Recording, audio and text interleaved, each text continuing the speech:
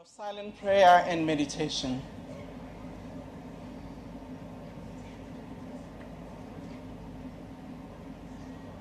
May we be seated?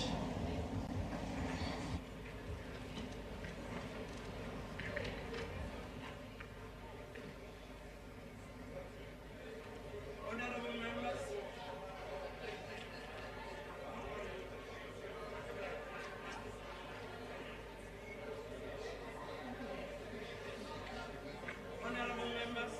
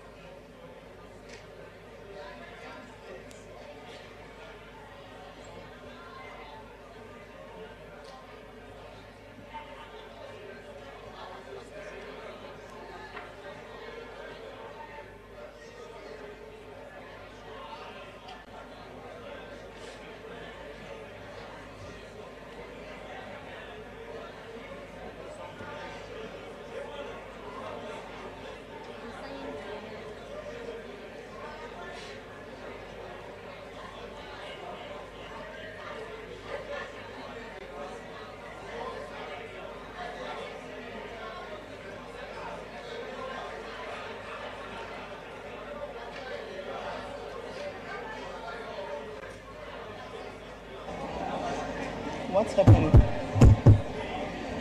Honorable members, my apologies, we just had to address the issue of communications. It had just had a glitch or a little problem. I'd like to welcome you back to the House after we've been on our constituency work. I had a welcome party here, even though Babu Khatebe is not here, who has invited us. But this is not a mcimbi of Khatebe, it's the sitting of the House. As members know that we had promised through the whippery that we will try and do what is possible to make sure that we can come together and have a full sitting as the House. Public Works had indicated to the whippery that they are busy with the bringing of the dome and whatever that needed to be fixed. Finally, the minister and his team will ensure that by January next year, the dome will be here, fully fledged, and will allow us to continue the work as this House, as our Parliament is being rebuilt.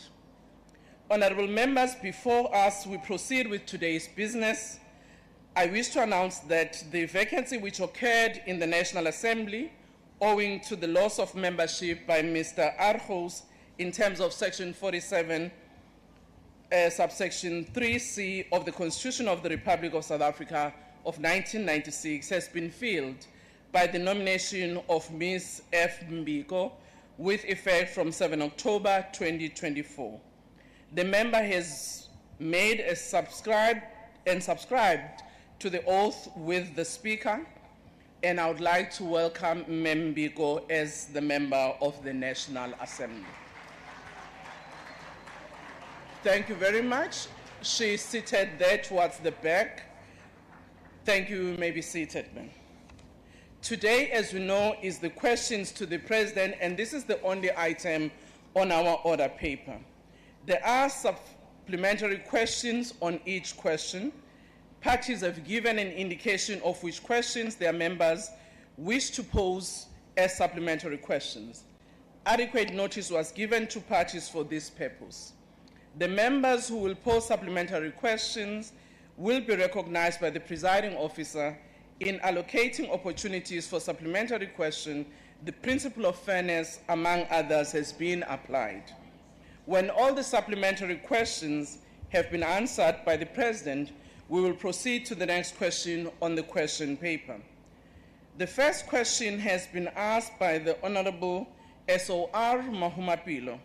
The question is about the need for the urgent reform of the United Nations Security Council to include African representation and the measures to ensure that this reform is advanced urgently. I will now invite Honorable the President to the podium to answer to the question. Honorable President.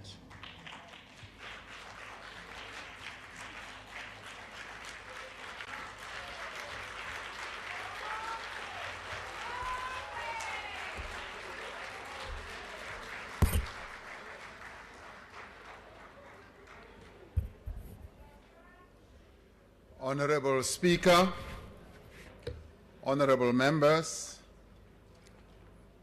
the reform of the UN Security Council is vital to global efforts to advance peace and stability in the world. South Africa participates in the United Nations General Assembly's intergovernmental negotiations on the Security Council. It does so both in its capacity as a sovereign member state and as a member of the Africa Group. South Africa maintains that the international political and economic system remains unequal and unjust. It reflects the world as it was more than 70 years ago, not as it is today. We therefore continue to call for the urgent reform of the Security Council based on the African Common Position. This position, which is articulated in the Ezulwini Consensus, calls for 2 permanent seats and 5 non-permanent seats on the UN Security Council for Africa. It calls for the abolishment of the veto right and prerogative that currently is held by 5 members. But it also says that for as long as the veto exists, it is a privilege and a prerogative which should be extended to all new permanent members as well. In its current configuration, the UN Security Council has failed in the execution of its charter mandate because of narrow national interests that are pursued and the quest for further geopolitical influence. It has not been able in recent years to prevent or to resolve several damaging conflicts around the world. This is evident in conflicts currently underway in the Middle East, in the Sudan, in the east part of the DRC, and between Russia and Ukraine. The shortcomings of the UN Security Council have had a disastrous impact on the African continent and the global South, which in many ways often experiences the social and economic effects of conflicts that are taking place elsewhere. Geopolitical realities have changed since the UN was established. Today, African member states make up a quarter of the 193 states that are members of the United Nations. Yet not a single African country has a permanent seat at the table where decisions on the maintenance of international peace and security are made. This is a particular concern when many of the issues on the agenda of the UN Security Council relate to matters on the African continent. South Africa is a strong advocate for a text-based negotiations in the intergovernmental negotiations. During the 79th session of the UN General Assembly, there was an acknowledgement by some of the permanent 5 Security Council members that Africa should indeed be granted 2 permanent seats. However, there is no clarity as to the issue of the veto. It is significant that there is also a recognition by some permanent members that text-based negotiations are necessary to move the reform debate forward. South Africa was amongst those UN member states that successfully advocated for the recently adopted Pact for the Future to commit to urgently reform the Security Council. And South Africa will remain an ardent voice for the urgent reform of the UN Security Council and the need to correct the historical injustices committed against our beloved continent. I thank you. Thank you, Mr. President. The follow-up question will be, supplementary question will be taken by Mr. M.S. Muela. Thank you, Madam Speaker. Considering South Africa's upcoming G20 presidency, what specific strategies will Can you come closer to the mic, please? Considering South Africa's upcoming G20 presidency, what specific strategies will our administration implement to prioritize the reform of global governance institutions, ensuring they are more representative and inclusive of Africa in particular and the global South in general? Thank you. Mr. President. Thank you, Honorable Speaker. We, as the incoming president of the G20, have selected a theme that talks to solidarity, equality, and sustainable development. Embedded in this theme is really the equal treatment of all nations in the world, and particularly the equal treatment for our continent, which has for the longest time been excluded from key positions where decisions affecting the world are made. So we will be arguing and putting forward very strong views, which hopefully will be adopted in the declaration that we will put forward to the G20, that the reform of the UN Security Council and indeed various other global institutions should take into account the views of those countries that have been excluded for the longest time in participating meaningfully in such structures. So our G20 process will be aimed at promoting the interests of our continent as well as the global South. We see this G20, which will be held for the very first time in Africa, as a great platform for us as South Africa to promote the interests of our continent and the global South as well. So the issue of representativity in global institutions is going to be quite prominent. We're rather pleased, Madam Speaker, that what we've been advocating for years now in various platforms around the world is beginning to gain traction. And we are hoping that with a further push at forthcoming events or summits, such as the one that we will be going to next week in Russia, the BRICS summit, followed by the G20 in Brazil, we will advance the argument for the representation of those countries that have been excluded. So the G20 for us is going to be a key moment, and it's a moment that we would like to mobilize our nation around so that our nation, all formations in our nation, should see the G20 as being a national project, having national interest objectives, so that we are able to advance indeed the interests of our continent and the global South. Thank you, Madam Speaker. Thank you. Honorable E.L. Powell. Thanks, Speaker. Mr. President, the DA acknowledges the importance of Africa securing permanent representation on the UN Security Council as the continent of the future. However, the recent democratic backslide across several African countries is deeply concerning. This includes rigged elections in Zimbabwe and the continued detention of pro-democracy activists in countries like Tanzania, Zimbabwe, and Angola. Many governments on our continent seem indifferent to human rights and the principles of the UN Charter.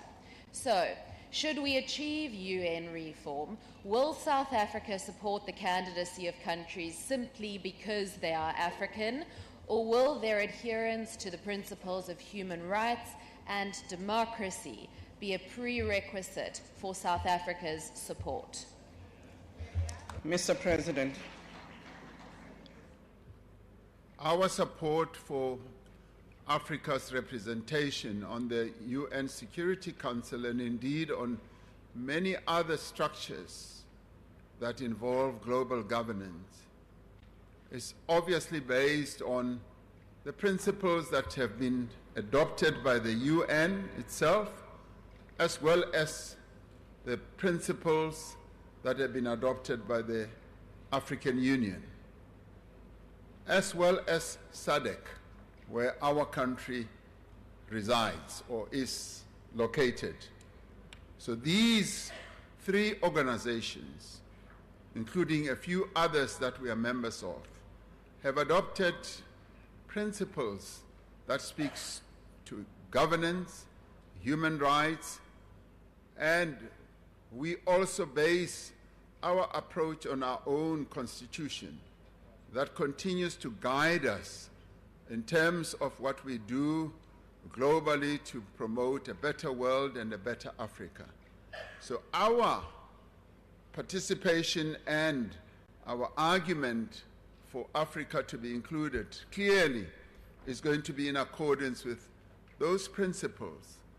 And in the end, it is the African Union that is going to take the decision as set out in the Ezulwini Consensus on which countries should be represented on the UN Security Council. The Ezulwini Consensus was very clear that at the very least we want 2 representatives, and if we get more, of course, we will be very pleased. But the decision is not going to be taken by South Africa, nor will it be taken by a single particular country. It will be taken by the African Union. And it will be taken on the basis of representativity as well as on the basis of capacity.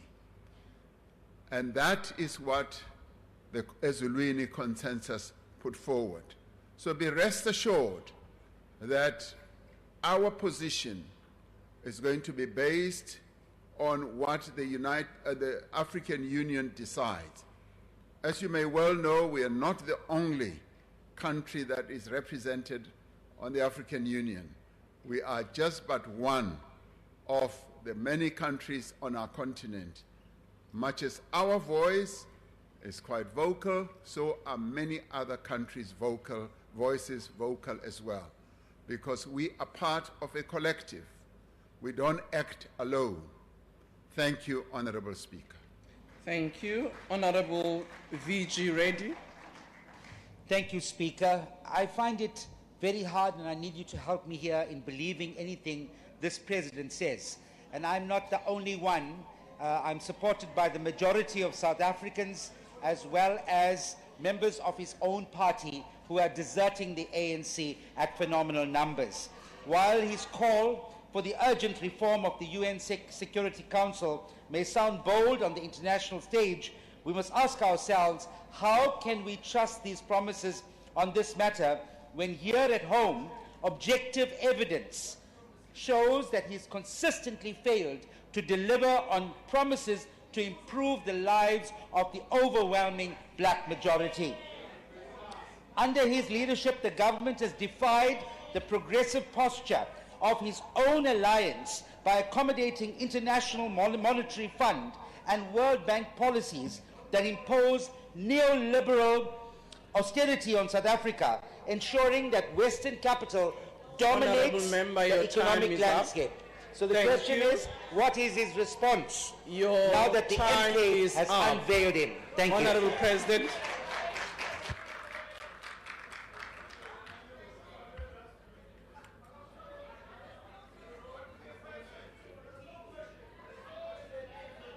Honorable members, can you please not debate across the floor? President will answer the question. Order, allow the President to make his remark. Whether he answers, how he answers, the President has the right to respond to the member. Mr. President. Honorable Speaker, I am struggling in my head, quite honestly, to find a thread that from the honorable member's articulation what the question was. And I heard him talk about failure to deliver, members of my party leaving my party, the IMF and the World Bank, neoliberal. So, to be quite honest, I would have liked to answer a clear question, and I'm struggling, quite frankly. Thank you. Honorable NLS Nkwankwa.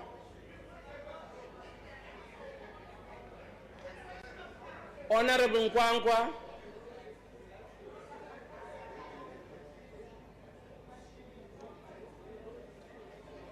Can we move to the second question, number 8, asked by Reverend Mishra?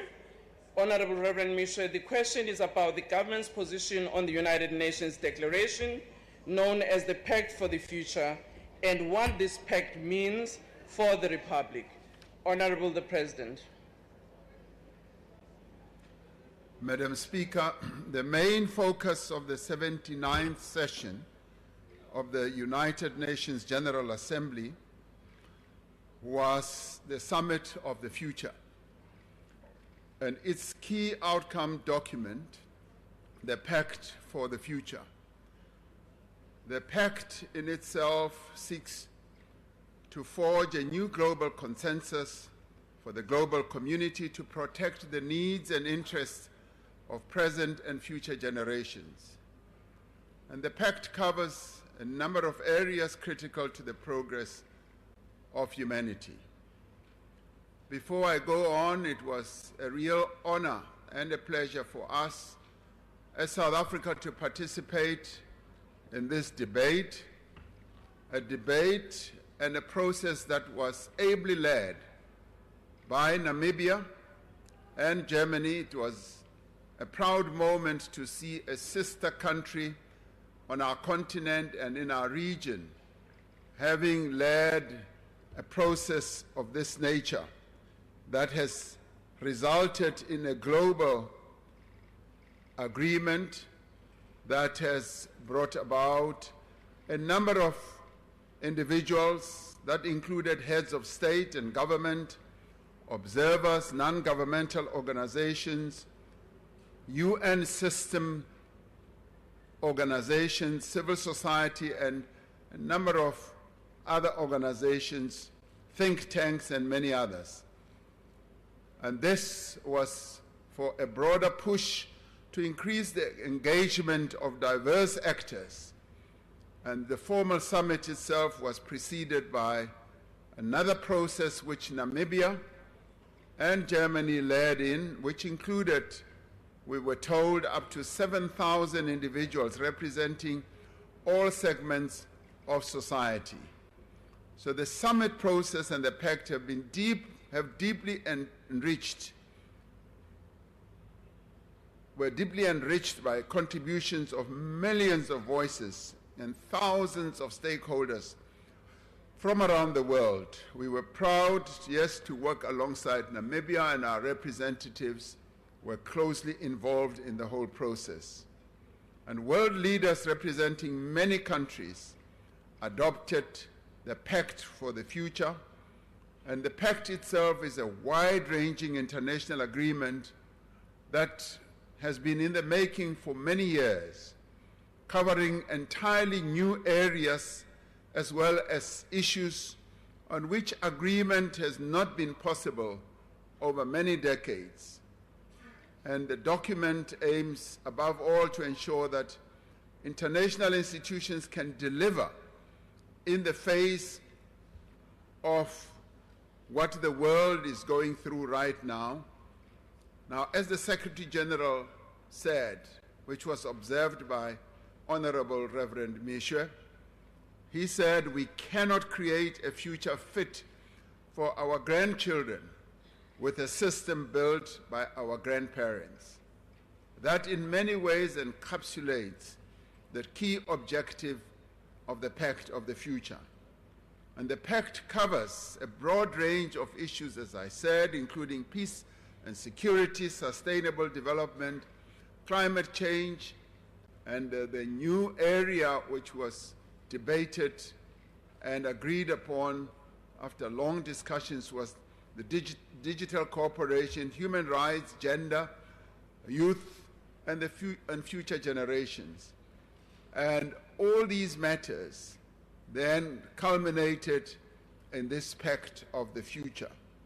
For us as South Africa, this spoke to precisely what we stand for, as clearly articulated in our Constitution, also articulated in the Freedom Charter, a base document that is widely supported also in our country and by a number of political parties that are represented in this Parliament.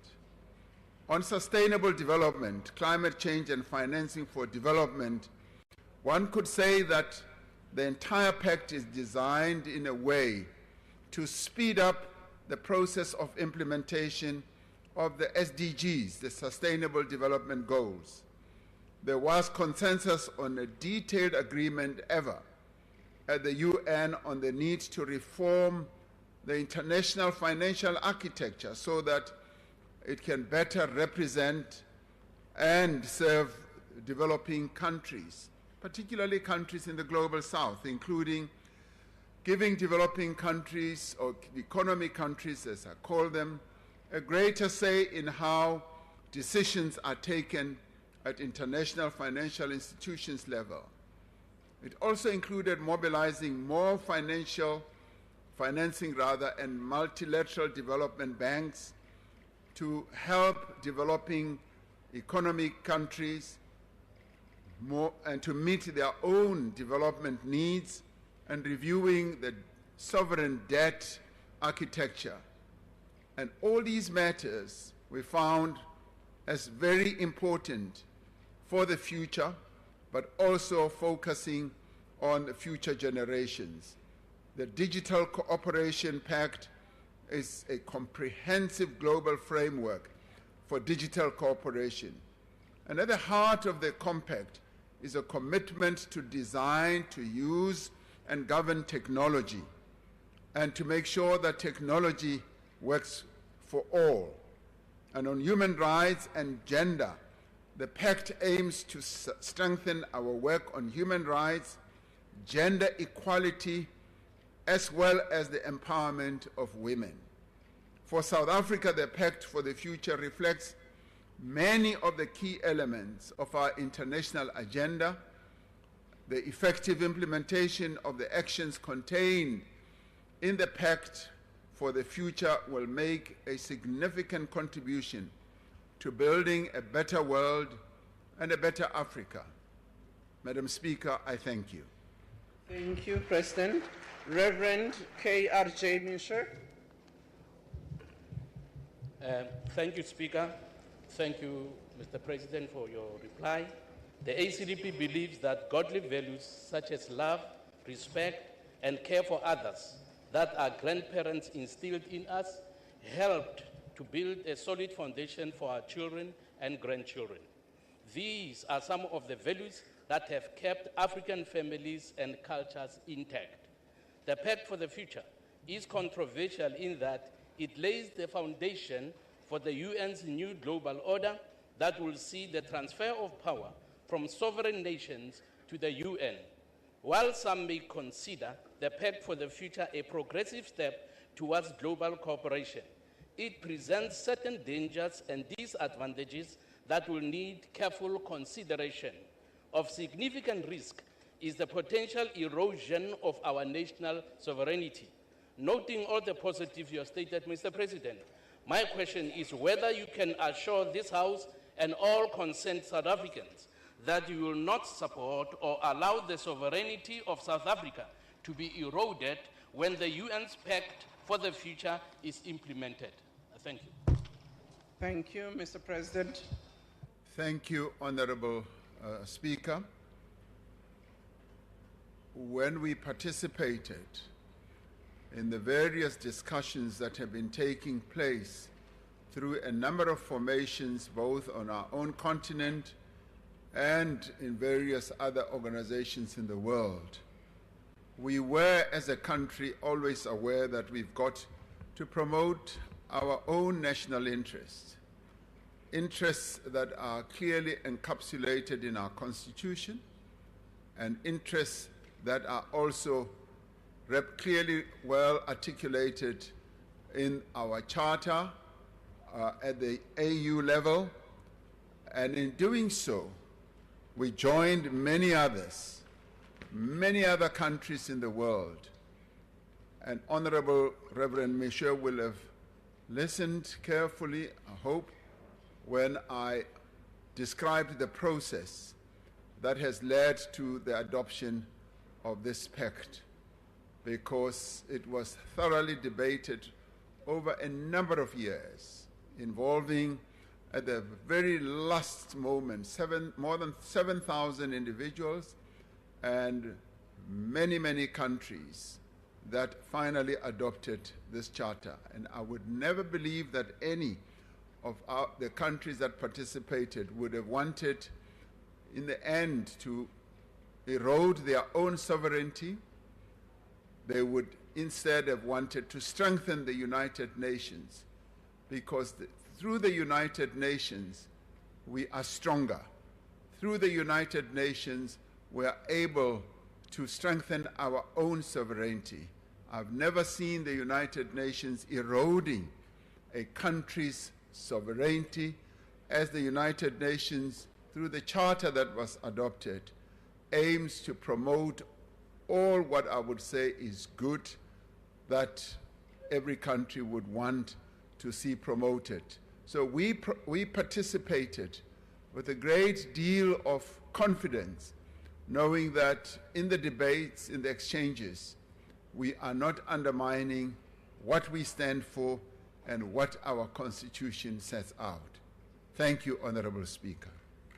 Thank you, President. Honorable Masina. The Pact for the Future articulates a number of aspirations as observed by the UN. Please speak closer to the mic. Order, honorable members. Allow the member to express himself. Honorable Masina, bring the mic closer to you. The Pact for the Future articulates a number of aspirations as observed by the UN Secretary General.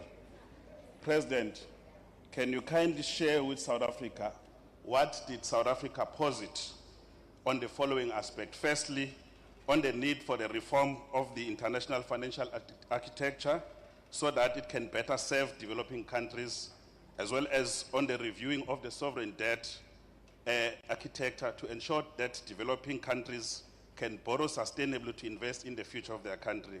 I thank you, President. Mr. President.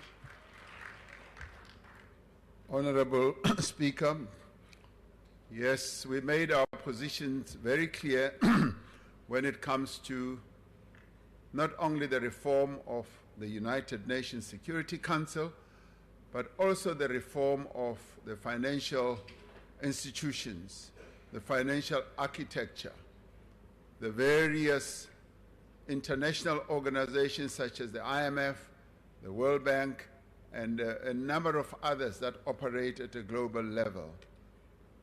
We argued and continue to argue that Africa needs to be well represented in such institutions that take decisions that are of global impact. And we have been clear about what we've been putting forward.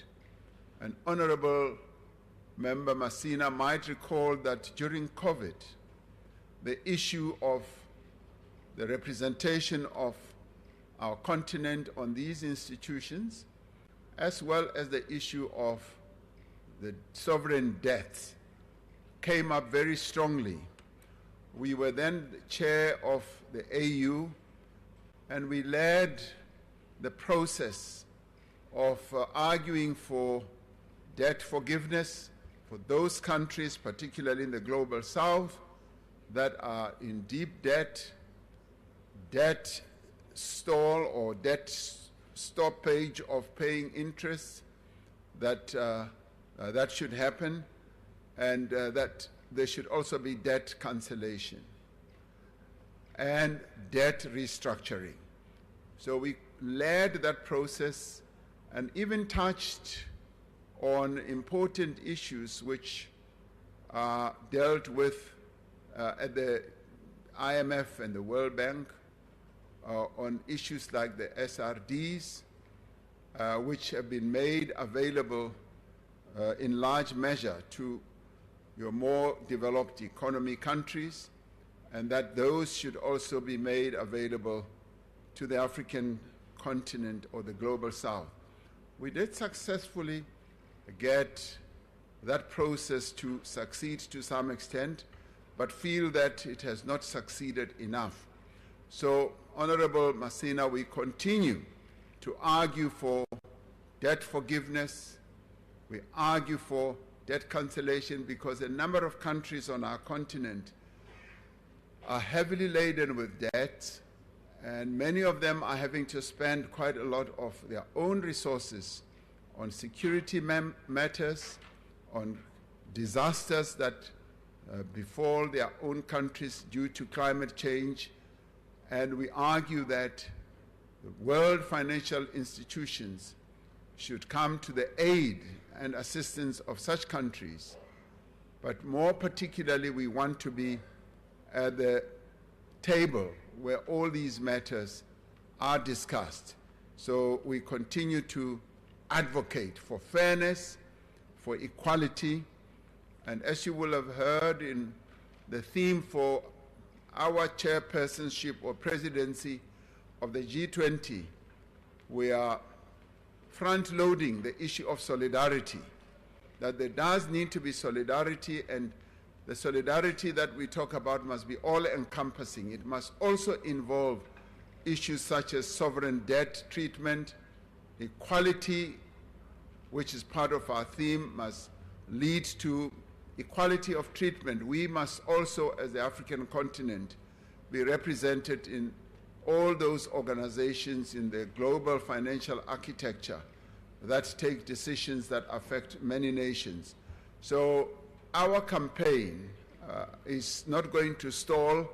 In fact, it is going to gain momentum as we now get in November to be given the seat to be president of the G20. And we have the support of many countries on our continent and in the global south to continue arguing for these positions. So we will not tire. We will continue to articulate these positions. Thank you, Madam Speaker. Thank you, Mr. President. Honorable Malema. Thank you very much, Comrade President.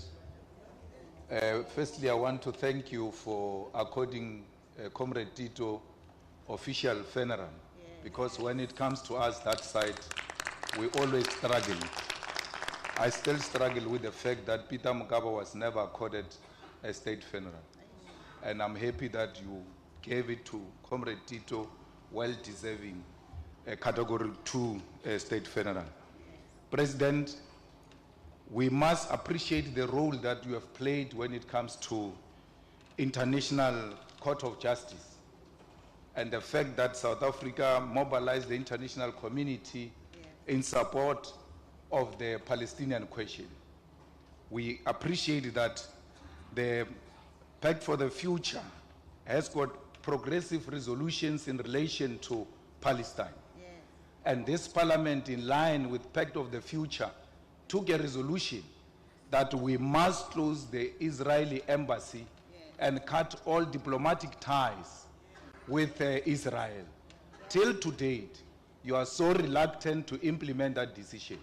And the one behind you, in the name of the Speaker, can also explain as to why is that resolution of Parliament, which was taken by the majority of our people here in Parliament, that we must cut the diplomatic ties with Israel and close the embassy of Israel, because we cannot share territory with murderers, with rapists and people who kidnap women and kill children and want to erode the Palestinian nation. So I'm asking, Mr. President, as to what is your reluctance? Because that resolution was taken when you were the President of South Africa, committed to the people of Palestine. You must take practical action, like Brazil did. Brazil said the ambassador of Brazil must be withdrawn completely Honorable from member, Israel. your time Why is are up. you scared to withdraw our embassy and close Honorable the Israeli member, embassy in Your South time Africa? Thank is you. up. Mr. President. Honorable Masina, you don't have to read for that. Thank you. Order, Honorable Malema. You can take those matters outside. They are not for the House. Honorable President. Thank you, Honorable Speaker.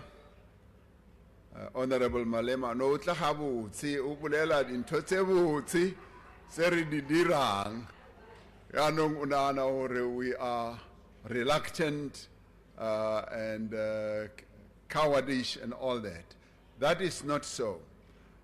The executive has noted, fully noted what the National Assembly took a resolution on. And we have said, as we have been asked, that this matter is being considered, and we're also considering the various broad issues around it. Our support for the cause of the Palestinians is irrevocable, and we have articulated that here from time to time. And the various other aspects of putting pressure on Israel to do what is right by and for the Palestinians are matters that are being considered, and a number of proposals have been put forward. So be rest assured, Honorable Malema, that these are matters that the executive is considering. Now, of course, being who you are, impatient, you want everything to be done yesterday. I know that, but it is a matter that is being considered in a very active manner, and in due course we will be able to articulate precisely what the executive's response is to the resolution that was taken by the National Assembly. Thank you, Honorable Malema. Thank you very much, Honorable President. We'll now ask Honorable Powell to ask her supplementary question. Thank you, Speaker. Mr. President, the Pact for the Future aims to accelerate progress towards achieving the Sustainable Development Goals by 2030. Like many nations, South Africa is behind on its targets. The Democratic Alliance's economic justice policy offers a data-driven approach to fast-tracking these goals by shifting away from race-based economic policy. Instead, it proposes prioritizing companies that make the greatest socio-economic input as measured by the SDGs when competing at equal levels of price and functionality. Would the executive be open to considering this evidence-based proposal as a pathway towards meeting our SDG commitments, even if it involves rethinking narrow, race-based empowerment policies? Mr. President. Honorable Speaker, I would like to believe that the honorable member is clearly aware of what our Constitution says about us as a nation having to redress the imbalances, the inequalities of the past. That is clearly articulated in our Constitution. And even the preamble to our Constitution speaks to that. Now, honorable member ascribes what one would say is redressing the imbalances of the past to being race-based empowerment policies. I would say, with the greatest respect, when you redress the imbalances of the past and deal with the ugly past that this country was subjected to, you have to take demonstrable actions. And our Constitution says some of those must be legislative. Clearly set out in our Constitution that we've got to take legislative actions and a whole number of other means and initiatives to ensure that the ugly past that we have come from becomes a shadow of our past. And through that, yes, there's got to be empowerment. And that empowerment is not only based on the color of people's skins. It is also based on things such as regionality, where people have originated from. It is also based on gender. The women of our country were forever suppressed, and they lived under poverty and inequality. And I then wonder whether, by just continuing as normal as it was done in the past, whether we would ever be able to uplift the women of our country, the young people of our country, people who live in rural areas, and indeed the black people of our country. It has become globally well accepted that you've got to take active steps to deal with a past that holds us back from moving forward to the future. And this is a precept that is clearly articulated in our Constitution.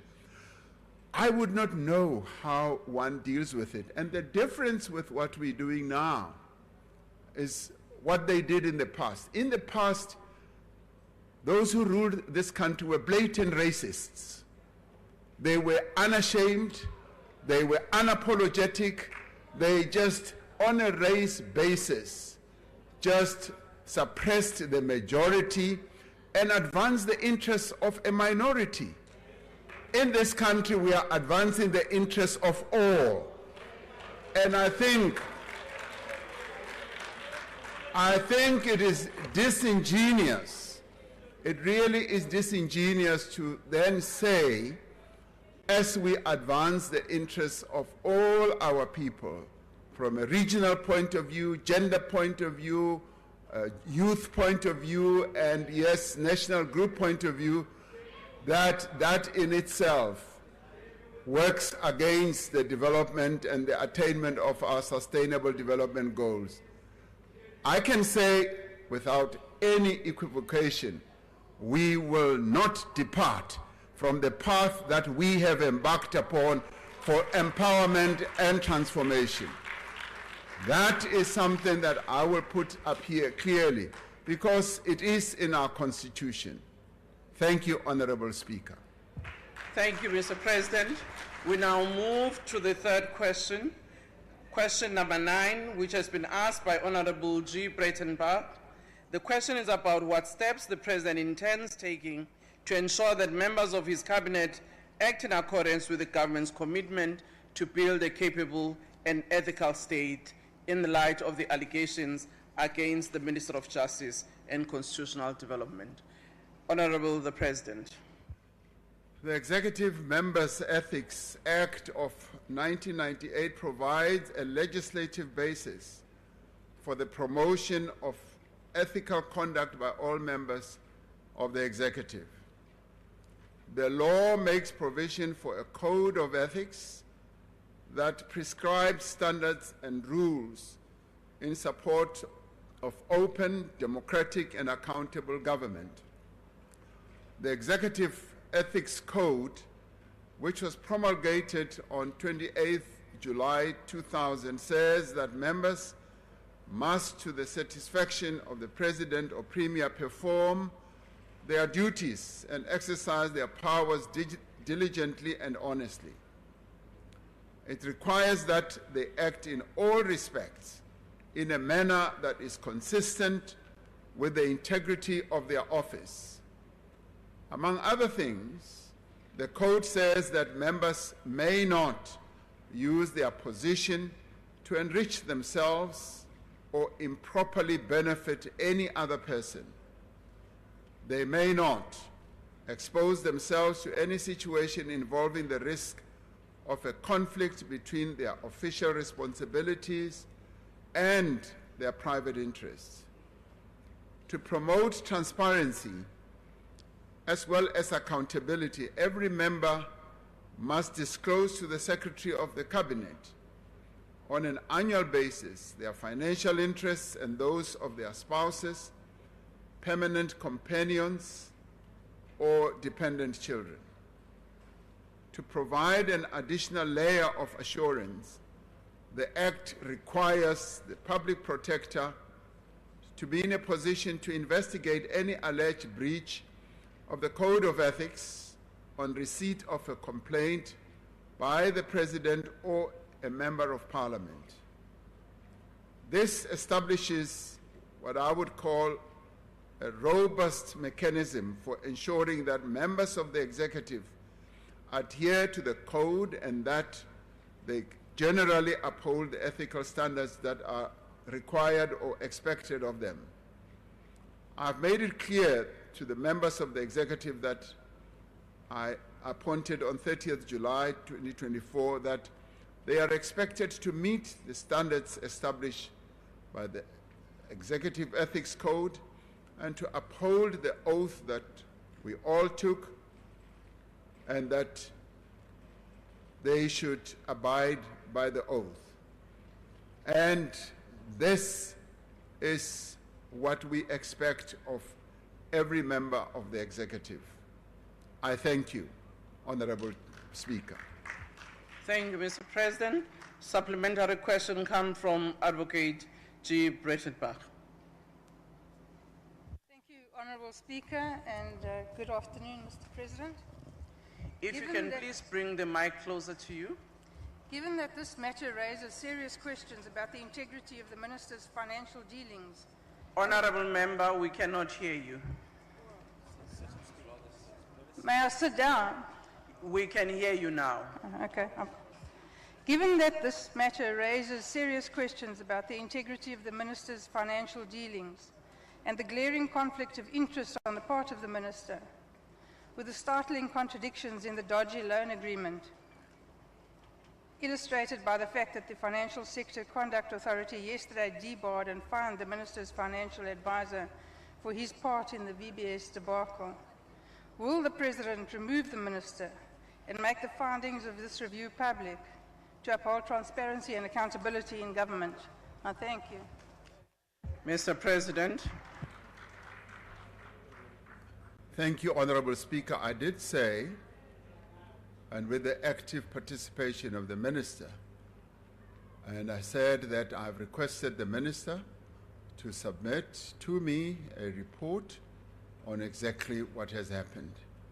That document report has been submitted together with various annexures, and that is a matter that I'm giving consideration to. Thank you, Honorable Speaker. Thank you. Honorable Van Rooyen. Honorable Musa Khotla. Mr. President, as MK Party, we take it as a common cause that in order for you to objectively handle the matter concerning Minister Semilani, you will effectively require that law enforcement agencies should act in consistent and impartial manner in their interpretation and application of the law.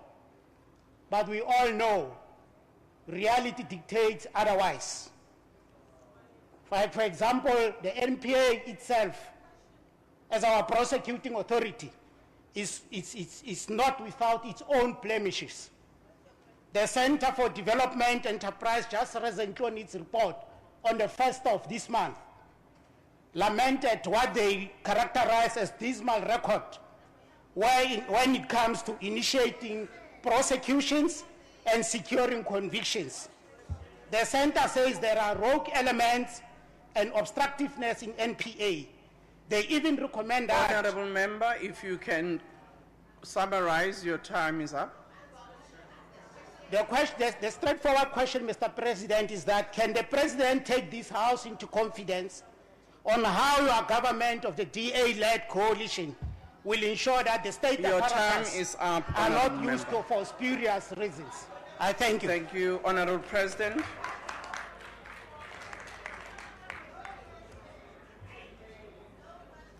Thank you, Honorable Speaker. I thought I heard the member say the government of the DA led something. Now, what we have is a government of national unity in which...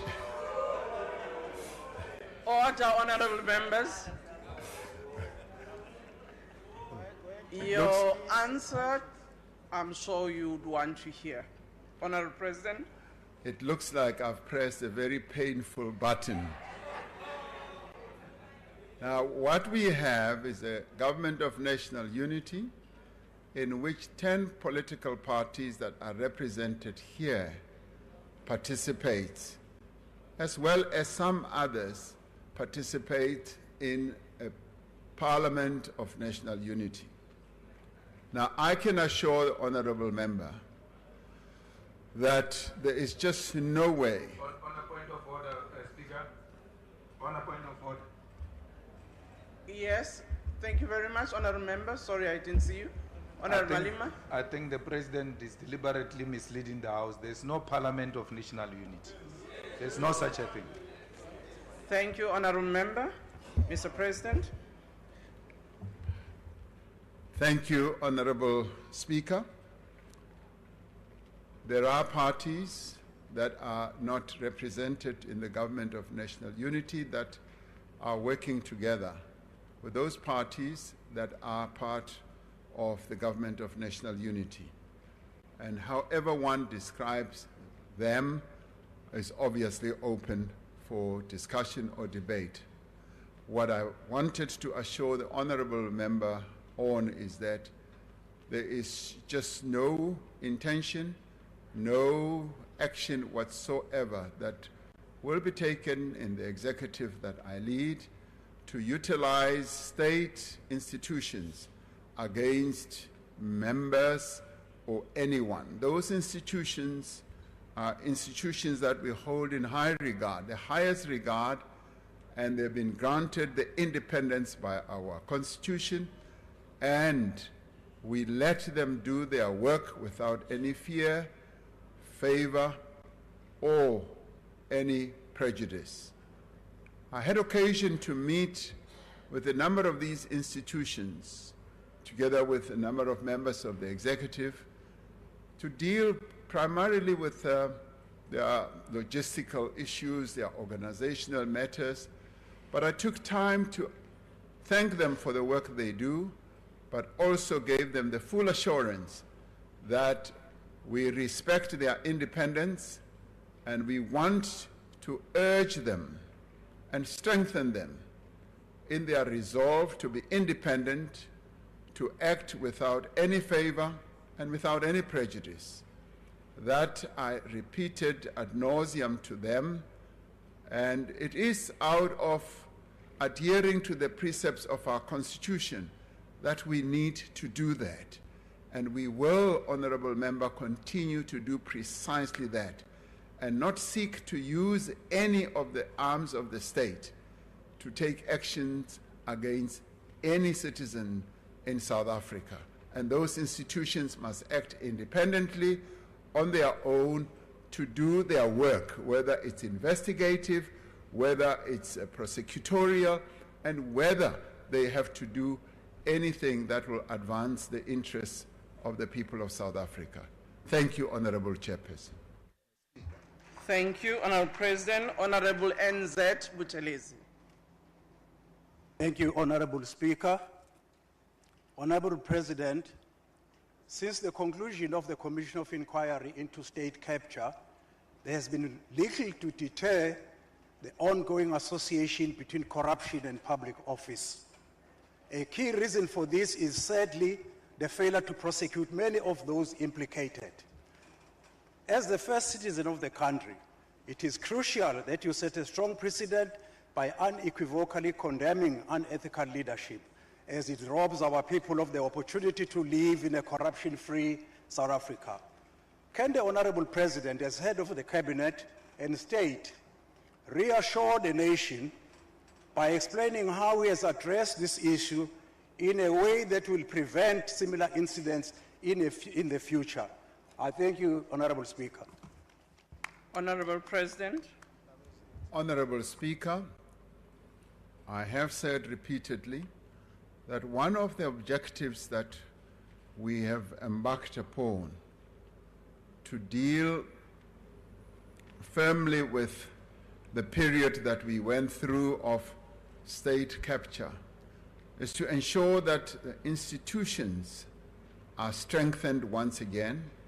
Many of our institutions had become weak, and they had been weakened deliberately. And we have sought and continue to do so to strengthen them by ensuring that they have the independence, reassuring them for that matter, and that they should act in accordance with the law, and they should act without favor or prejudice, as I was saying earlier. Those who have been referred to in various reports, especially the report on state capture, will in the end have to be dealt with by the various institutions whose job and whose function is to either investigate these matters or to act upon them. The day the President gets involved in identifying certain people to be investigated, to be prosecuted, and to be judged, as I've often said, even in the previous Parliament, that is the day we have to run for the hills. The function of the President is, amongst other things, to strengthen those institutions so that they do their work independently. And this, honorable members, I will continue repeating, notwithstanding various suspicions that may fly around, suspicions that may even suggest that the President did this, the Deputy President also did this, and both of us, as we sit at the head of the executive, will never be involved in such activities. We will allow the institutions of our nation to do their work and to give the assurance once again. Whatever name has been mentioned in the State Capture Commission report will be dealt with, will be looked at by those institutions whose job is to do precisely that. And by strengthening those institutions and by establishing others that can strengthen our democracy, I do believe that it puts South Africa on a much stronger and firmer footing where the rule of law, our democracy, becomes stronger and not susceptible to the whims of any individual who may want to take action against certain people that he may like or may not like. So that is precisely where we stand as an executive, and that's precisely where I also stand firmly as the President of the Republic. Thank you, Honorable Speaker. Thank you, President. Honorable TKS Litlape. Thank you, Madam Speaker. Good afternoon, Mr. President. We are considered honorable and as such need to be guided by ethics and operate way above the requirements of law. Guided by our responsibilities and not our rights. What will it take for the President to allow the Minister of Justice a leave of absence to clear the cloud that surrounds her and give the President as much time to consider the matter, whilst preserving the sanctity of the office of the Minister of Justice, to give those of us awaiting justice reason to have hope and faith in the justice system, and that the dignity of the Justice Minister be preserved. Honorable President. Thank you, Honorable Speaker. Honorable Dr. Letlape. It will take giving the President the time and opportunity to consider this matter so that finality can then be reached. And so therefore, Honorable Letlape, that's precisely what one has been saying, that, and I may have been thought to be saying it glibly when I said I need time and space to be able to do so. And I'd like to repeat that yes, this matter is under consideration. Thank you very much. Thank you, President. We now move to the fourth question asked by Honorable Mulder. The question is, considering the positive outcomes of the first 100 days of the Government of National Unity, is it the present intention to extend the principle of GNU to all spheres of government? Honorable President. Honorable Speaker, in its first 100 days, the Government of National Unity has indeed proven its value and its worth to the country and its people. The GNU, as we've come to call it, has effectively managed what I would call a smooth transition from the 6th to the 7th democratic administration. It has ensured stability and continuity. It has promoted inclusivity. Importantly, it has brought together a broad spectrum of political parties to work together to advance shared principles and also to pursue a common program of action to address the challenges that confront our nation. It is significant, Honorable Speaker, that the GNU has not only agreed on the priority actions outlined in the opening of Parliament address on the 18th of July, but has already made progress in undertaking a number of these actions. Building on the work of the previous administration, the GNU has worked with social partners to stabilize the country in a number of ways. When it comes, for instance, to one of our recurring challenge and problem, which was electricity supply, and also to improve the performance of our logistics and our ports. It has introduced a number of other initiatives, such as new visa regulations to attract skills to our country. But more importantly, it has generated a lot of interest in our country when it comes to investment and tourism. This morning, I spent time with key players in the auto sector. The auto sector contributes about 5.3% to our GDP and employs close to 500,000 people in its own manufacturing base of cars and trucks, buses, right down to components. And nearly everyone who spoke at that occasion, which was led by Minister Pact and the MEC for transport, I think here in the Western Cape, everyone spoke very positively about the climate that is prevailing in our country, the interest that investors, both local and international, are having in the future prospects of economic growth in our country. And work is underway across government to improve the prospects of inclusive growth, to create employment and training opportunities for young people, to improve the quality of health and education, and also to tackle crime and corruption and to provide social support to those South Africans most in need. And this is what I think we can say the Government of National Unity is yielding.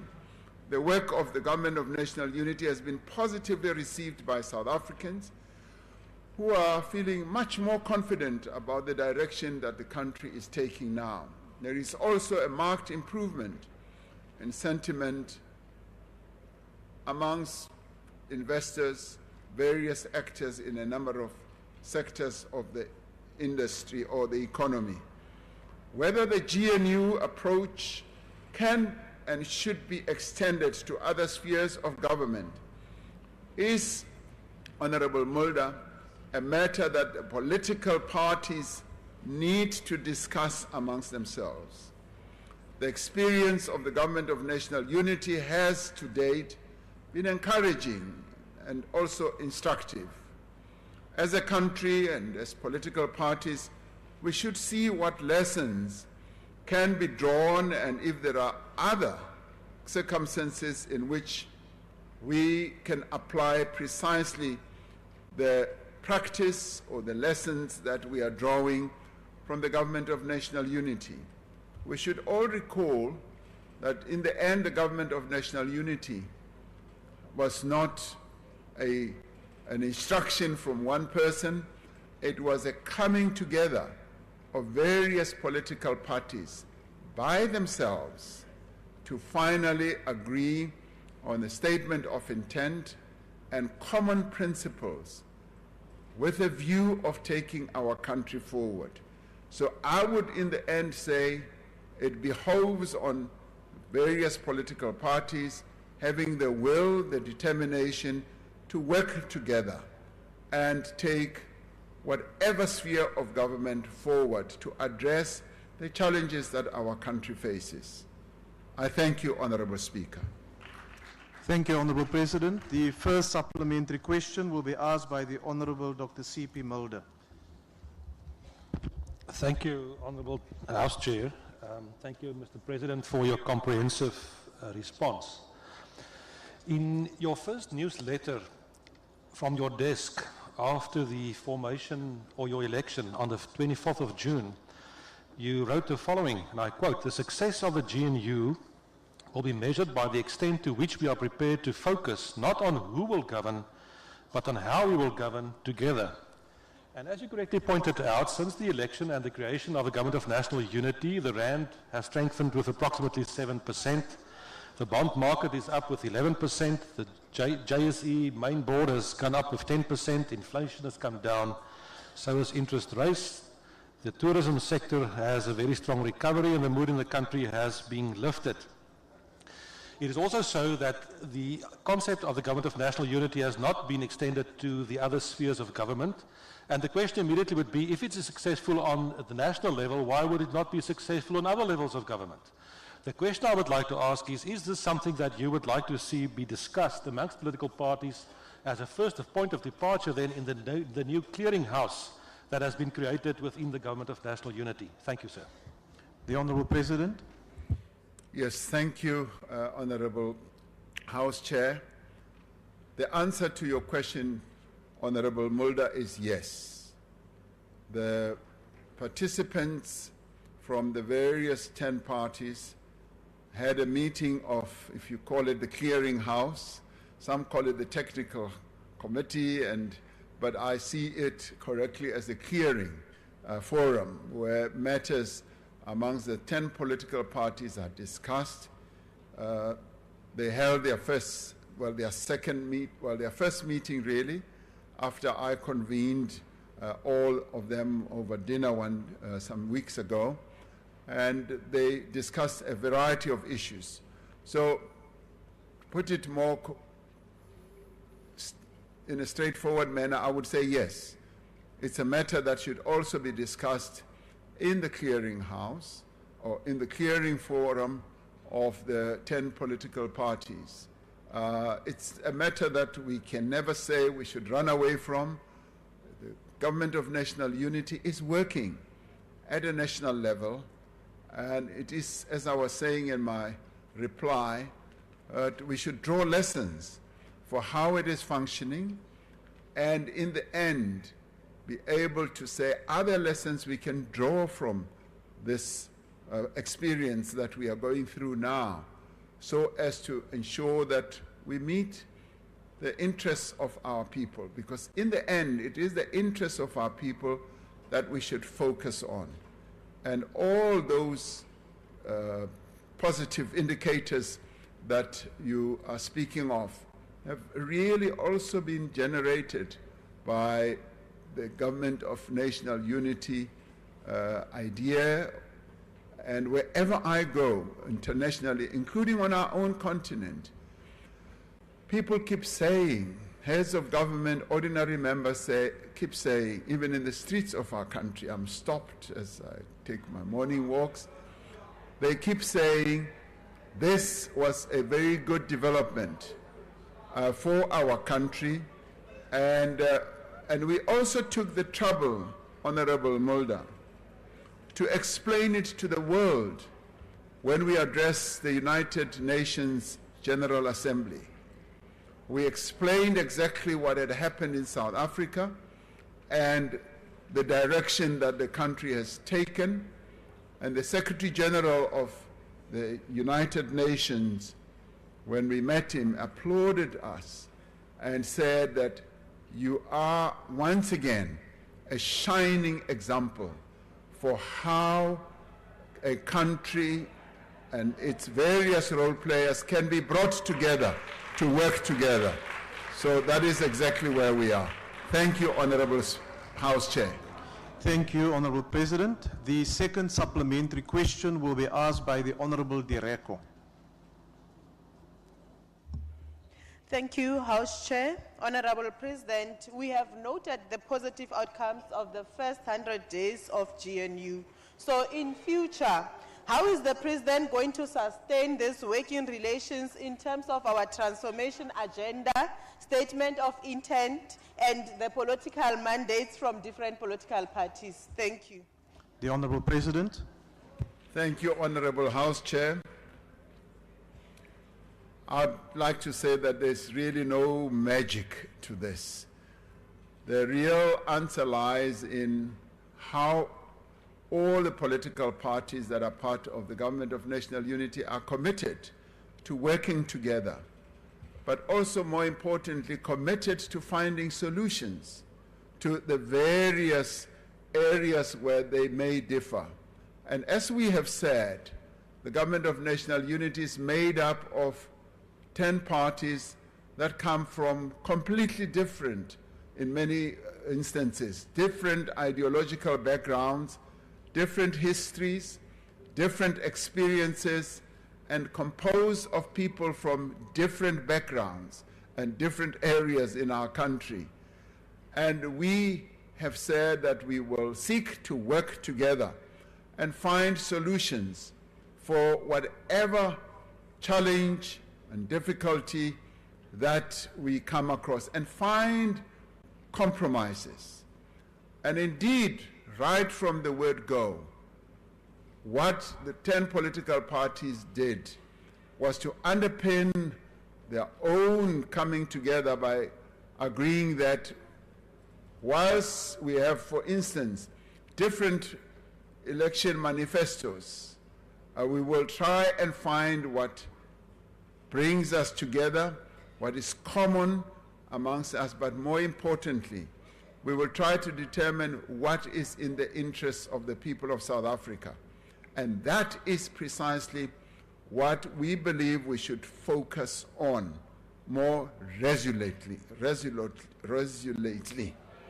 And in doing so, we should then ensure that we handle areas where we differ head on and be able to discuss them. and be able to find solutions. Some of us were taught by the great Nelson Mandela that there is no problem without a solution. And if we hold on to that every problem has a solution lying around somewhere, and we seek that solution, we will be able to find it with a view of moving our country forward. Thank you, Honorable House Chair. Thank you, Honorable President. The third supplementary question will be asked by the Honorable Mikalakis. Thank you, Honorable House Chairperson. Mr. President, if you acknowledge that the GNU has made wonderful progress, then the only explanation for siding with everyone but your GNU partners in Tshwane is that you either cannot or will not take a stand against the Premier of Gauteng and lead your own party. Mr. President, which one is it? The Honorable President.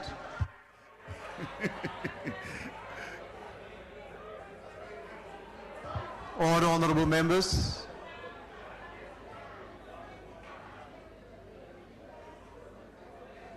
Honorable House Chair, without being flippant, I'm tempted to say, what type of a question is that? But then again, to observe the decorum that I should have here, is that in the end, as I said earlier, the issue of how parties work together really depends on their willingness and determination to embrace one another and find solutions, and to listen to one another. And in listening to one another, they should be able to seek solutions. But also in the end, it also depends on the chemistry amongst the participants themselves. And I think we should also rely on the key area of the principles that those who are participants should adhere to. So I will not specifically refer to any of the areas where parties are seeking to work together, be it in Gauteng, in KZN, in the Western Cape, or wherever. That should be left to the participants, guided by key principles that they should all adhere to. Thank you, Honorable Chair. Thank you, Honorable President. Honorable members, the last supplementary question will be asked by the Honorable Maimane. Thank you, House Chairperson, and to the President. I think it is undeniable the fact that we're seeing some green shoots that emanate from the Government of National Unity. What I'm fascinated by, though, Mr. President, is the fact that now, as revealed this weekend, the executive is costing the fiscus in salaries over 600 million rand. You add VIP protection, travel, etc. This now starts to head towards the billions. We are now heading towards the midterm budget policy statement, and I'd like to ask the President, given that we are cutting teachers, healthcare workers, frontline services, particularly in education, is the question, could the President at least commit to cutting the executive, more specifically deputy ministers, in order to free up resources for students in South Africa? Thank you. The Honorable President. Thank you, Honorable Chair. Order, honorable members. The issue of the size of the executive is a matter that has arisen on a number of occasions. And when we did finally agree to a government of national unity for the 7th administration, I took the trouble to discuss it with the various leaders of the various political parties. And I did say, this is the reality that we now face as we establish the government of national unity, as we seek to engender stability in our country, and said that for a time we will need to bear the cost, to ensure that there is stability and we move forward with the government of national unity. I have said in the past that, yes, we do need to reduce our executive, but this time, due to the exigency of the situation that we face, as well as the circumstances that we are subjected to, we had to come to this point, but we will keep an eye on the costs on an ongoing basis, and in 2 weeks or so, the Minister of Finance will be delivering his medium-term policy budget statement, and we will then be able to have some light in terms of how the finances of our country will continue being managed. It's a matter that is top of mind for me, Honorable Maimane. It's not a matter that one is just happy with, because we do need to ensure that every rand is spent advancing the overall interests of our people. But right now, in setting up the government of national unity, we had to get to this point, but we will keep an eye on the expenditure side of our budget. Thank you, Honorable Chairperson. Thank you, Honorable President. Honorable members, question number 11 has been asked by the Honorable W.T. Letsie. The question is about recent organized criminal syndicate violence, which use kidnapping to extort money from victims, and noting that some of those who have been arrested are police officers, as well as a number of illegal foreign nationals. What are the full details of any policy changes regarding policing that he intends to implement? The Honorable President. Honorable House Chair, to Honorable Letsie, yes, a number of initiatives are underway, initiatives that are also being embarked upon by our criminal justice colleagues in a much more focused manner, and in doing so, quite a bit of progress is being made in a number of areas, areas that include dealing with criminal syndicates, and what has also been established and set up are the various task teams that are aimed at curbing criminality in our country. And with all that, we are beginning to see greater progress, because the South African Police Service has adjusted its operational response to the threats that are posed by organized criminal syndicates, in particular with regard to kidnapping for ransom and extortion through various internal initiatives that they have embarked upon.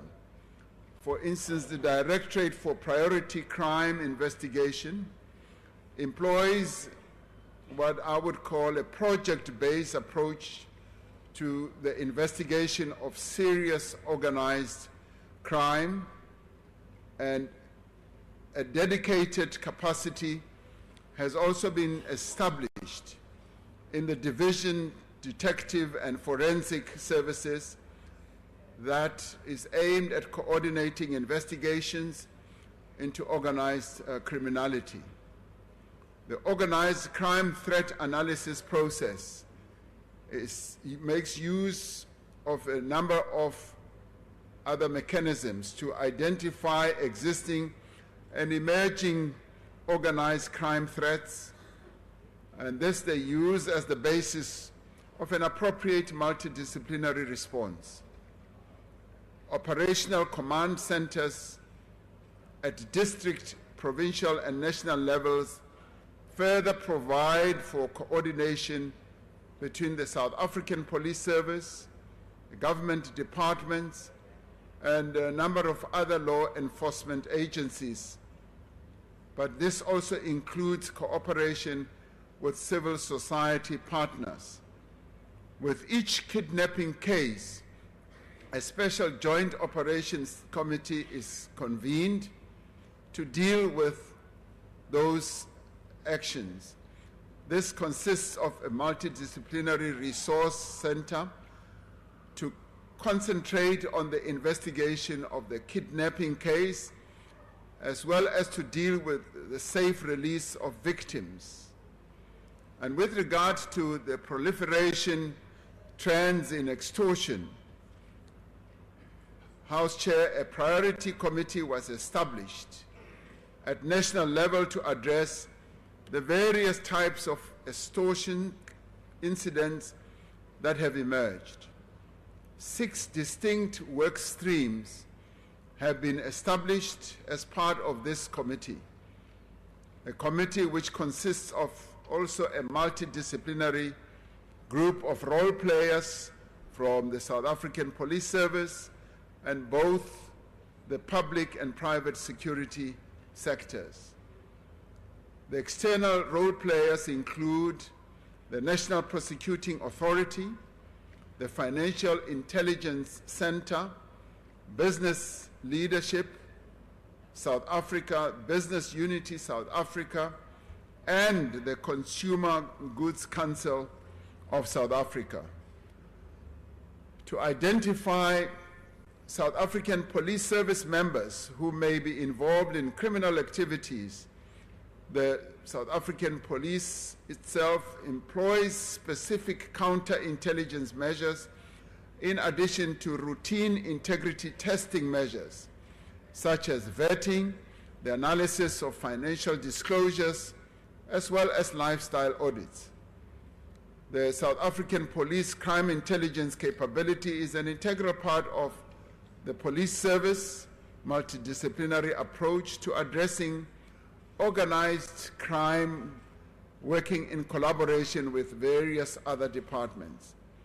So, Honorable House Chair, I can say that much as we are facing enormous challenges with regard to criminal incidents such as kidnapping, extortion, and many others, the police service and indeed other multidisciplinary agencies are working very hard to ensure that this scourge of criminality is dealt with and dealt with effectively. We are already seeing a great deal of progress in a number of areas and successes that are being recorded by the South African Police Service working together with other agencies. It might still be early days, but I am convinced that we will continue seeing a great deal of progress. Thank you, Honorable House Chair. Thank you, Honorable President. The first supplementary question will be asked by the Honorable W.T. Letsie.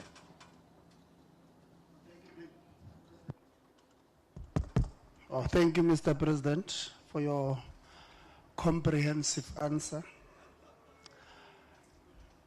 These organized crimes are crippling the economy, there's no doubt.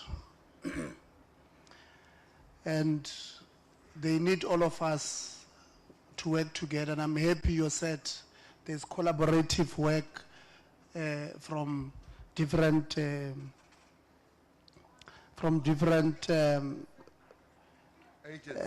agencies. Thank you, Mr. President.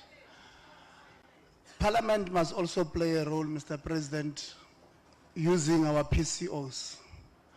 But when we use our PCOs to have collaborative works with the SAPS, patrollers, and the community at large, some police stations are not responsive and they are not coming forward with certain things that communities are asking for. And I heard, Mr. President, you are saying there's progress that has been made in all of these things. But when will the community start seeing the results of this collaborative work bearing fruits. Thank you very much. The Honorable President. Thank you, Honorable House Chair. I'm glad that the Honorable Litia has spoken about PCOs. That immediately suggests that in whatever we do to fight the spate of criminality, we need to be focused on community involvement. And it is through community involvement, which can also be executed or done through community policing forums, that we will be able to reduce the incidence of criminality. It is quite often that criminals are known in the area where they operate. People who perpetrate various crimes are usually known, and they can easily be pointed out by people who live in the community. And it is for this reason that we've sought to ensure that we mobilize community policing forums, and we also resource them. I know that resourcing them is a huge task, and with our fiscal constraints, we have not really been able to lay out sufficient resources to enable all of them to do their work. But where they function well, we have found that incidents of criminality do reduce quite significantly. And it is so that through our PCOs, we could be able to empower our communities through the various structures that exist in our communities, be they community policing forums, school governing bodies, sports organizations, and church organizations, including Stockfells, wherever they are.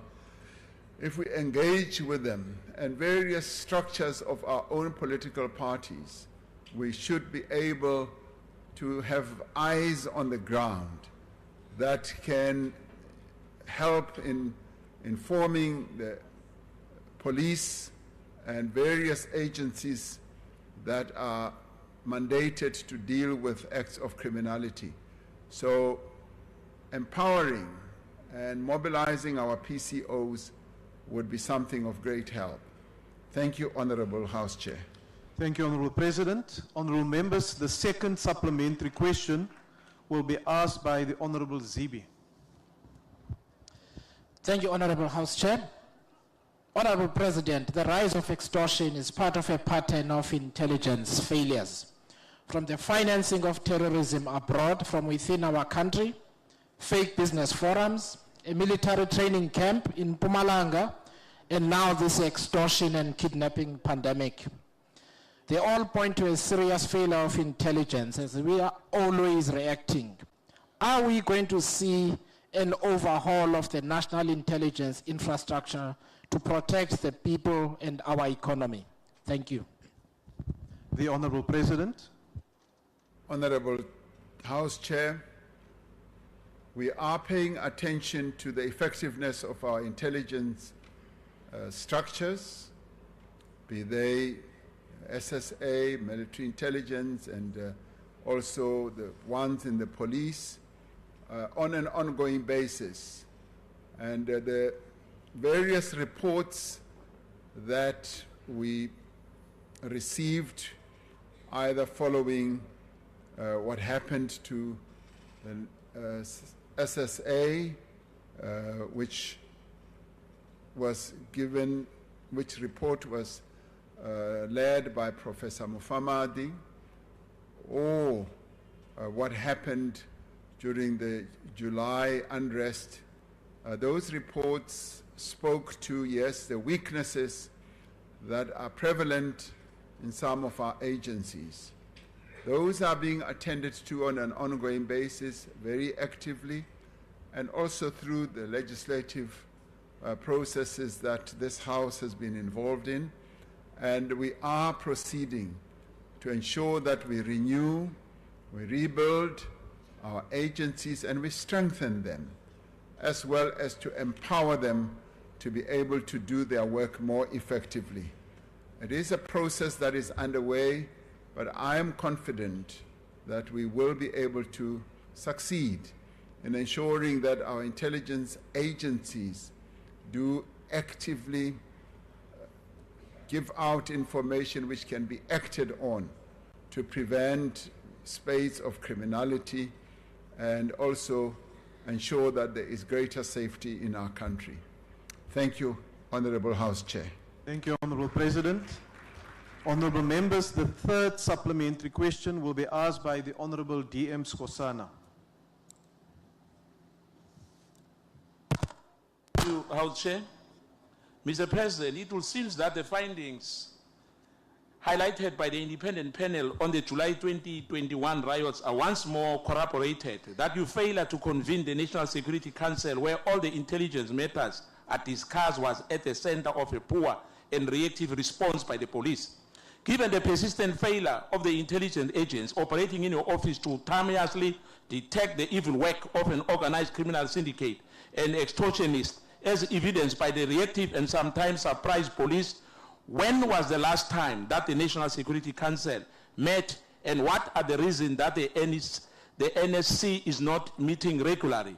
And Mr. President, please protect us as well, because some of your members are sleeping here.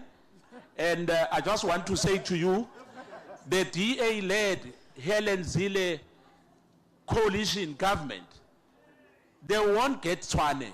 Thank you, Mr. President. The Honorable President. Order, honorable members.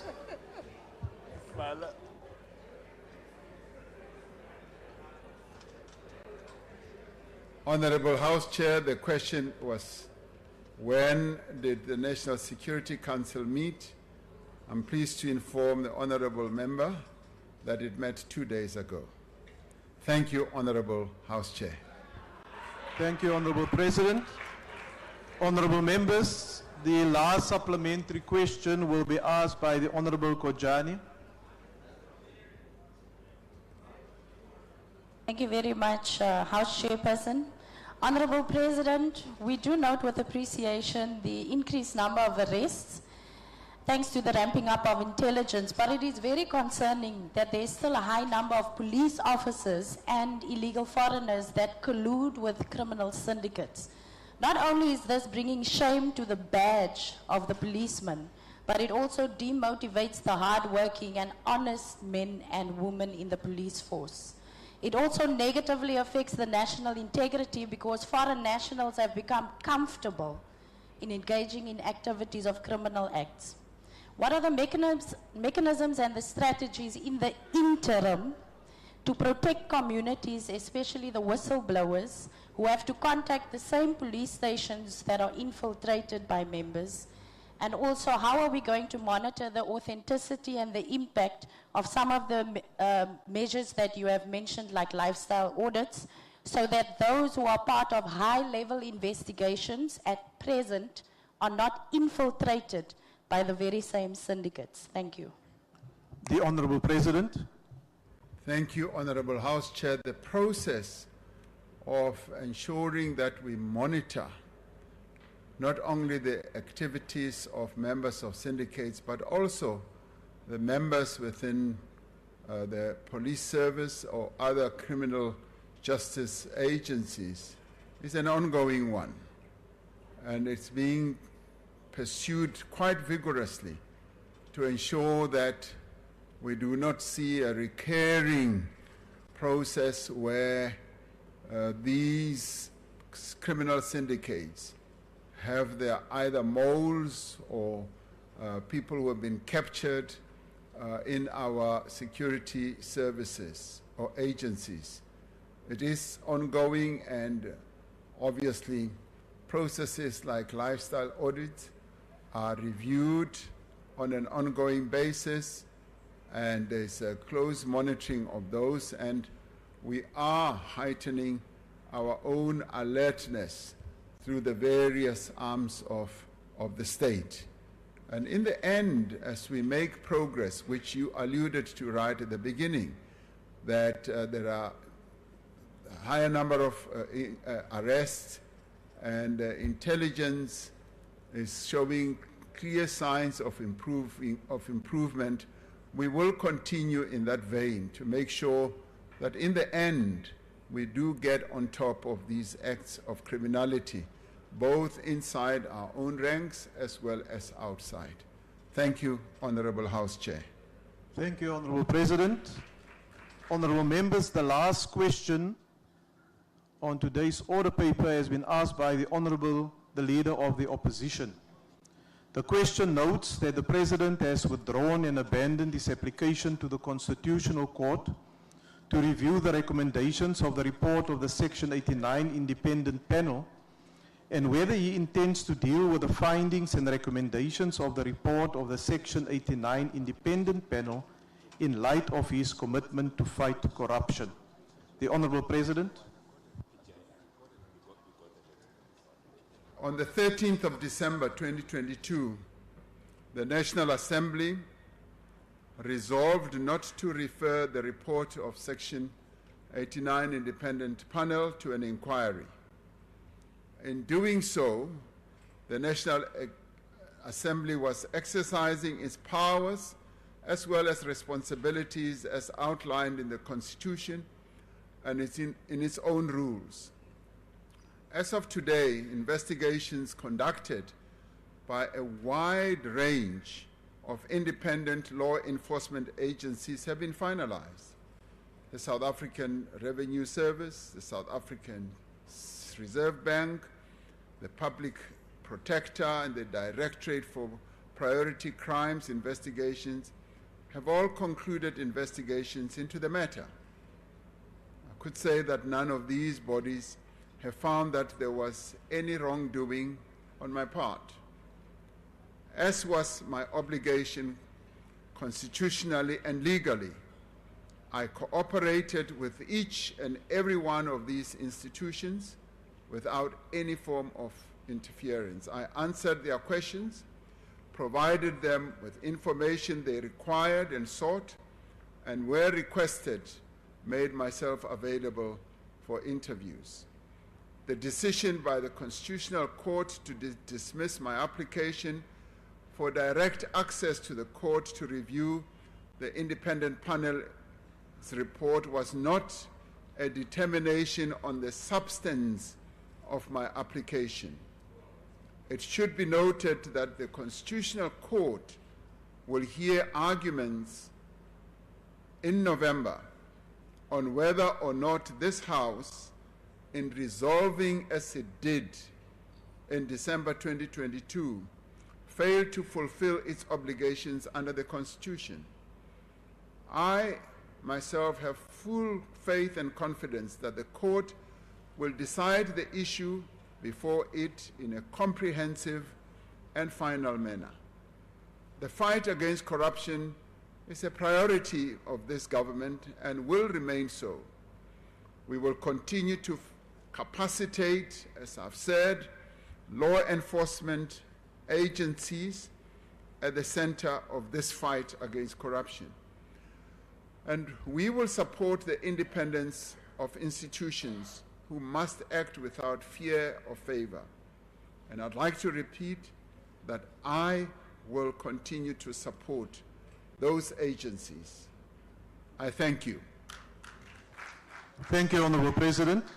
The first supplementary question will be asked by the Leader of the Opposition.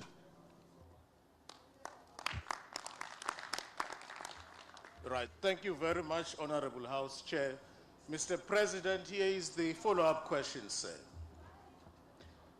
The MK Party is deeply concerned that, notwithstanding overwhelming evidence, agencies such as SARS, the South African Reserve Bank, the Hawks, the Public Protector, as well as the NPA, the heads of all those agencies are appointed by you, sir.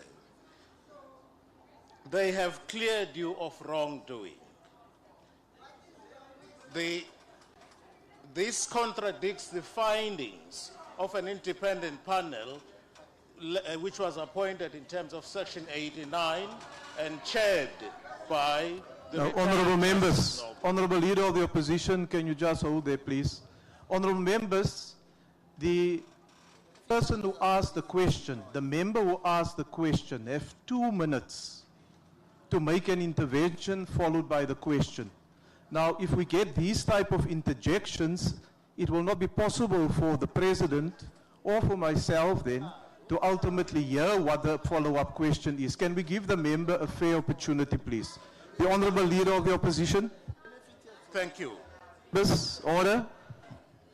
The panel that was led by retired Chief Justice Nobo concluded that there was a case to answer, inasmuch as you violated your oath of office and you were also implicated in the corruption at Phala Phala Farm. The question is this, sir.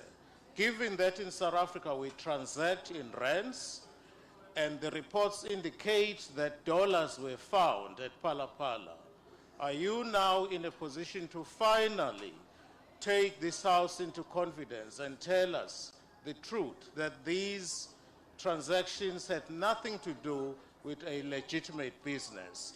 Because you cannot conduct a business whilst you are serving as a president of this country, and also, was the person who cleared you at NPA, was that person vetted? Thank you.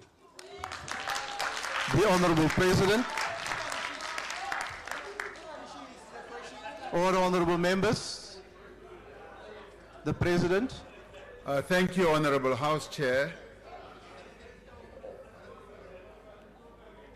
Honourable Hlophe has asked a variety of questions, and I did say in my head reply that this matter was dealt with by the National Assembly, and the National Assembly took a decision, and that decision is now subject of litigation in the Constitutional Court. And I would like to respectfully say we should allow that process to unfold, and it should be a matter that will be dealt with by that court. And the variety of other questions that the Honourable Member has asked were responded to in a variety of institutions that have dealt with this matter, and also dealt with the issue of either the President was conducting business or not, and all those issues were ventilated, and the information has been open to the public, either through court papers or reports that have been issued. So I'd like to submit that these matters have been addressed, responded to, and the other matter is subject to litigation in a very open and transparent manner through our judicial system. Thank you, Honourable House Chair. Thank you, Honourable President. The second supplementary question will be asked by the Honourable Mgweba. Thank you very much, House Chair. Honourable President, South Africa as a country is confronted by the scourge of cancerous corruption that divides public resources towards patrimonialist interest that undermines inclusive development of our country. And corruption does not sit well for investment mobilization. Therefore, Honourable President, what are the practical steps that our government is taking to support and strengthen law enforcement agencies to uproot corruption? Thank you very much, House Chair. The Honourable President. Thank you, Honourable House Chair. Yes, the government is committed not only to support but to strengthen our law enforcement agencies by ensuring that the right people are appointed, by ensuring that they work in accordance with the rule of law, but also that the agencies have the resources that they require. But more importantly, to assure them and to grant them and give them a clear guarantee that they must work independently without any fear, favor, or prejudice against anyone or from anyone. And in doing so, we ensure that they do the work that they must do. And they must do it to the best of their ability. And if there are any issues or doubts, those should be able to be followed up through our various processes. And we have a number of agencies that enable our commitment to rule of law and to our democracy to function. One of the good things about our country is that we have institutions. Country that does not have institutions that are functional has a democracy that is wobbly. And in our case, the strengthening of our institutions is something that is prominent in my mind and in the determination of the government to ensure that there is rule of law and that there is commitment to doing the right things through the various institutions. Thank you, Honorable Chairperson. Thank you, Honorable President. The third supplementary question will be asked by the Honorable Zungula. Thank you, House Chair. Greetings, Mr. President. Greetings, the honorable members, and greetings to the Progressive Caucus. Mr. President, you are the first citizen of the country. You are the person that should inspire confidence that we have systems of law and order that are independent and justice is blind in our country. Yet, after being implicated in serious breach of the law, the akukho kwachaphaza apha kuwe is that supposed to inspire confidence to South Africans. Are South Africans supposed to believe that everyone is equal before the law when ordinary citizens are arrested for holding undeclared foreign currency, violation of Section 34 of PRECA, amongst others?